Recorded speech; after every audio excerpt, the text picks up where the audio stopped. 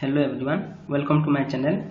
As you know that there is a standoff between military of India and China in Ladakh region, and recently it is in news that there is a clash between the troops of India and China.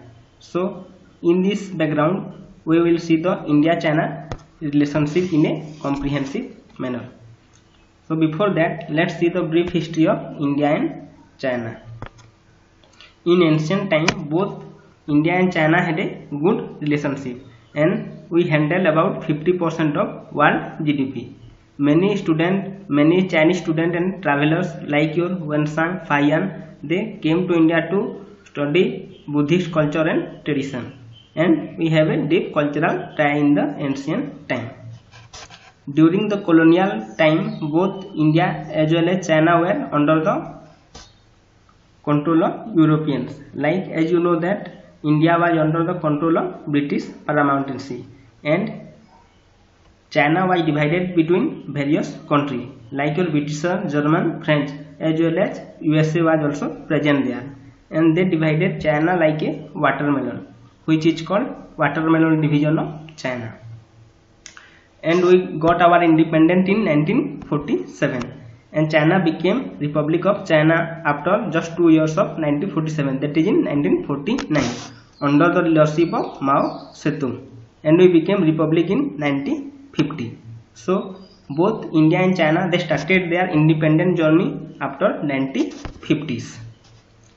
So let's see what are the India-China relationship till date. For better understanding, we can divide India-China relationship in a 5 different phases. So first phase is phase of idealism and realism from 1952 to 1962. Second phase is phase of isolation after the India-China war till 1987. Then third phase is phase of cold peace. Fourth phase is phase of cooperation, competition and confrontation from 2001 to 2008 till the date of recession. Then lastly phase of containment, that is after your recession to till date. So we can see all these phases one by one. The first phase is phase of idealism and realism from 1952 to 1962. That is actually phase of Indian idealism and Chinese realism. In this entire phase, India acted as an idealist country. India tried to prove itself as an idealist country, and in against China acted as a realist country. So let's see what are the idealist measure of India during this phase. In this phase, India recognized China as a country. India is the first non-communist country to recognize China as a country. Then India cancelled its right over Tibet. As a British legacy, we have some sovereign right over Tibet, but during this phase we have suspended our right over Tibet, and we not only suspended our right but we recognize Tibet as a part of China, which was the biggest mistake of Nehruvian diplomacy. Then fourthly, no water treaty with China. Various perennial rivers like Brahmaputra, Indus, they originated from Tibet, and we have concluded Indus Water Treaty with Pakistan in 1962 without concluding any water sharing agreement with China. Then India signed Panchasheel Agreement.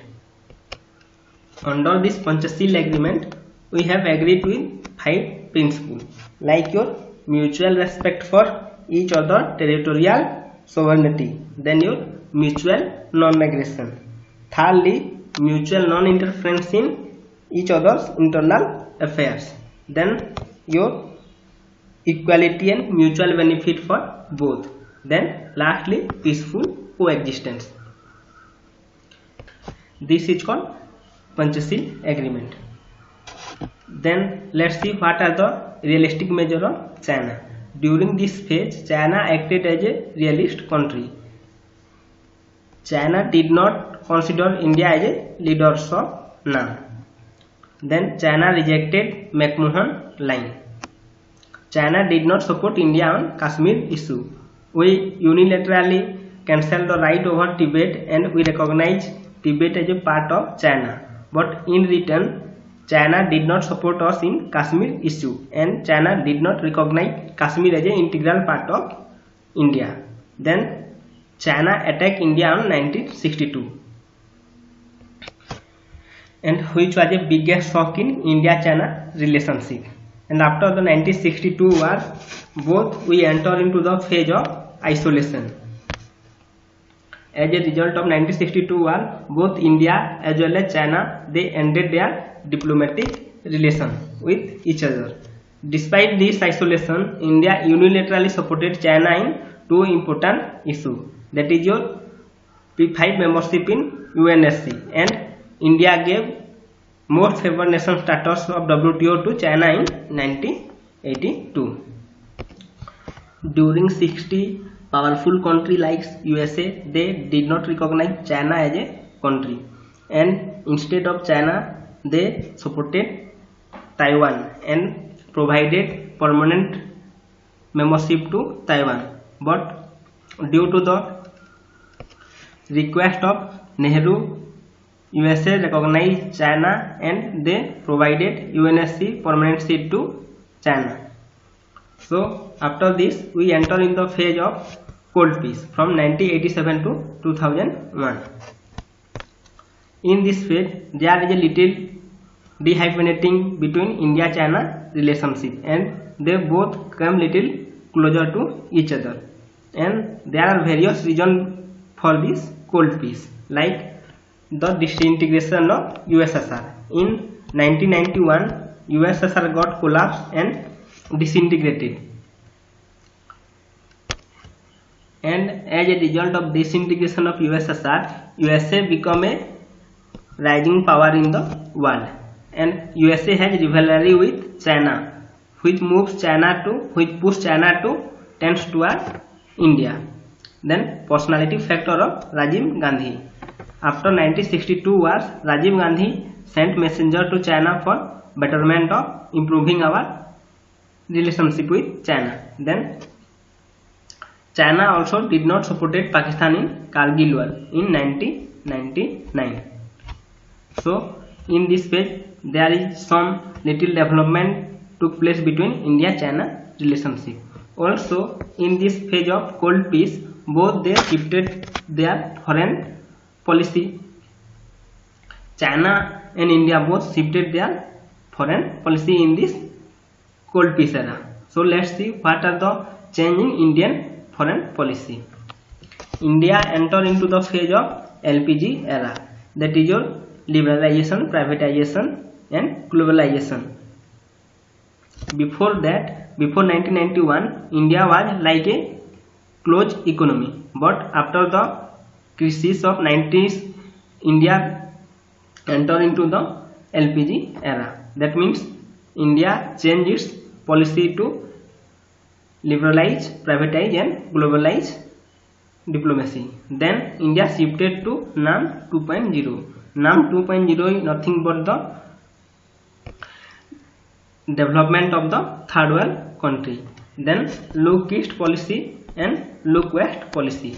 Under this look east policy, India tried to build better relationship with the far eastern country like your Japan, Philippines, Vietnam, Indonesia. And under look west policy, India tried to build better relationship with the western country like African countries.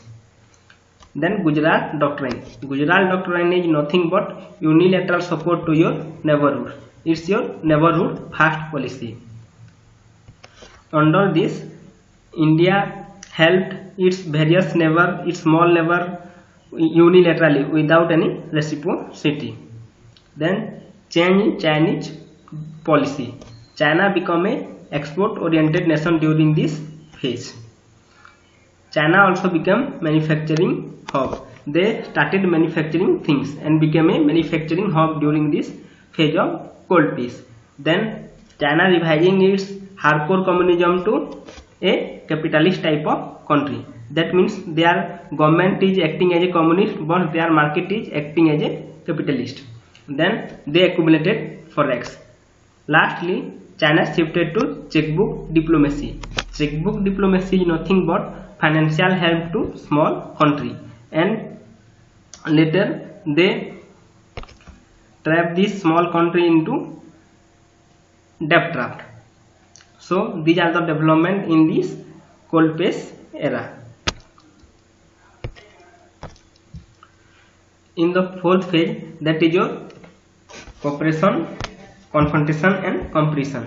In this phase, there are some area in which both China and India they cooperate each others, and there are some area in there is a clash between their interest. So let's see what are the area of cooperation between India and China. Firstly, as both are emerging economy, they both have same concern, and they think the West are the reason for the climate change and carbon emission. So they both raise their voice unilaterally against the climate change. Then they both wanted to reform in IMF. They both wanted reform in WTO measures. So these are some area where both China and India they cooperate with each other during this phase. Then there are some area in where they fight with each other, like India-US nuclear deal. In 2005, during the time of Manmohan Singh and George W. Bush, they both entered into a peaceful nuclear deal, and which was seen against the anti-Chinese. Then China supported anti-Indian forces in its naval, like they supported communist government in Bangladesh, Nepal, Sri Lanka, and China they try to use this country against the interest of India. Then we enter into the phase of containment. After the recession till now, there are both India and China they targeting each other, and there are several issues between India and China international relationship. So let's see what are the containment of each other country. So let's see China's containment. China developed nexus with Pakistan. During this phase, China developed nexus with Pakistan, and China also helped to build military powers to Pakistan, and other nukes they provided nukes to Pakistan. China silently supported terrorism. Various times Pakistani military and Pakistani terrorists invaded our Kashmir, but China is remained silent in this matter. Then string of pearls to counter India.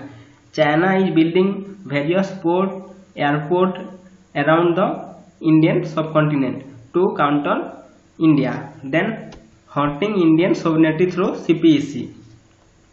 CPEC is nothing but your China-Pakistan economic corridor, which runs through the Gilgit-Baltistan of India, and Gilgit-Baltistan is the integral part of India, and without the consent of India, China and Pakistan is building China-Pakistan economic corridor through this Gilgit-Baltistan, and it's seen as a challenge for our sovereignty. Then communist nexus with Nepalese government. China is funding communist government of Nepal to act against the interest of our India. Then China is busy in encroaching Indian territory in various parts of India, like your Ladakh, then your Arunachal Pradesh and Sikkim. In various areas, China is invading in Indian territory. Warning India not to support anti-Chinese state. Recently, because of the COVID-19 cases, as you know that the COVID-19 is originated in the Wuhan city of China. Various countries like USA and Australia, they wanted to visit Wuhan and study about the virus, but China is opposing this, and China also threatened India not to support anti-Indian states like Australia and USA.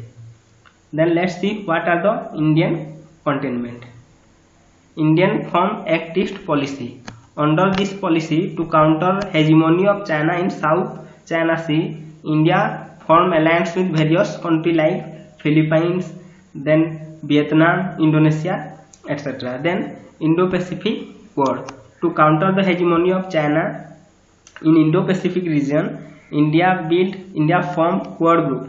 That is your group of 4 countries. That is your Japan, Australia, USA, and India. They form a grouping called Quadrilateral to counter China hegemony in Indo-Pacific region. India is building Sagarmala project, which is a development of port development project against the Chinese string of pearls. And India is also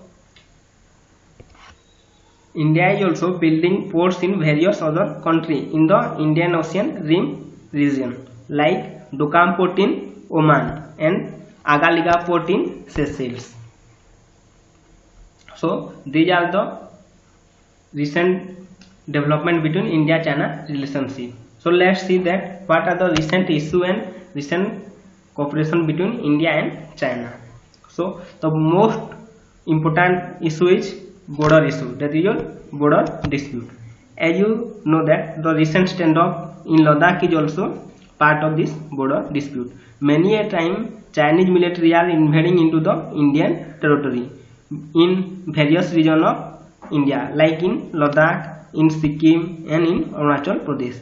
There are some part of Arunachal Pradesh which is also claiming by China as a southern Tibet. And recently there is a clash between India and China military in the Ladakh region.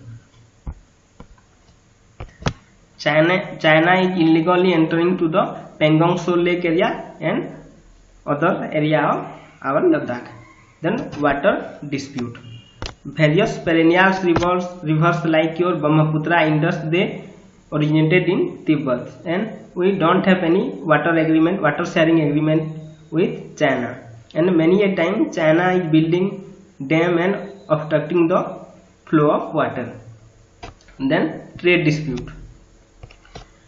We have around 50 billion of US dollar trade deficit against the China, and for that also our Prime Minister recently gave the slogan of Vocal for Local. Then the issue of Tibet. As you know that before the invasion of Tibet by China, Tibet was a autonomous region and it was a buffer state between India and China. But after the invasion of China, Tibet is no more an autonomous region, and China also cancelled the McMahon line. They also de-recognized the McMahon line and they invaded in various parts of our Indian territory.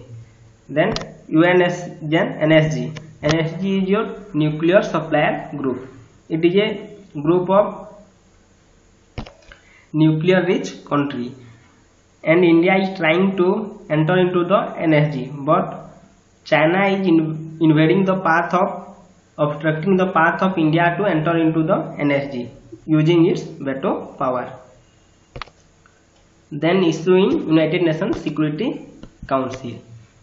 India is bidding for the permanent seat of UNSC since a decade, but as a permanent P5 member, China is using its veto power. It's obstructing the path of India to enter into the P5 membership of UNSC. Then recently the COVID-19 case.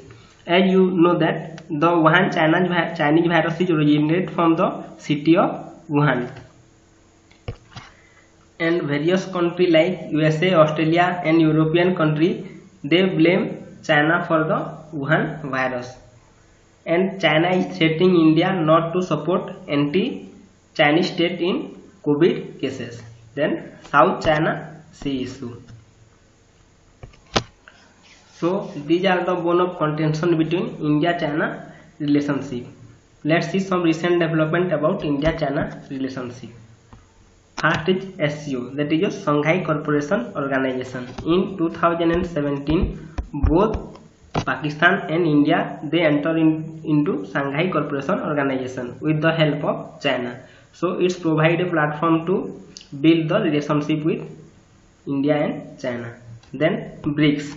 BRICS is a group of 5 countries, that is your Brazil, Russia, India, China and South Africa. BRICS give a platform to develop better relationship with China, and under BRICS we are also developing various mechanism like India and China, they are developing financial mechanism against the SWIFT, which is a money transfer system.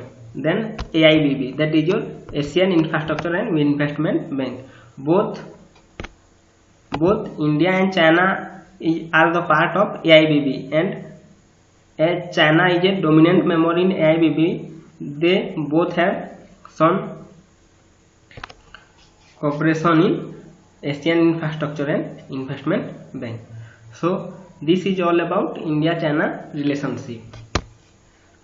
Thank you for watching. Please share this video and subscribe the channel. Thank you.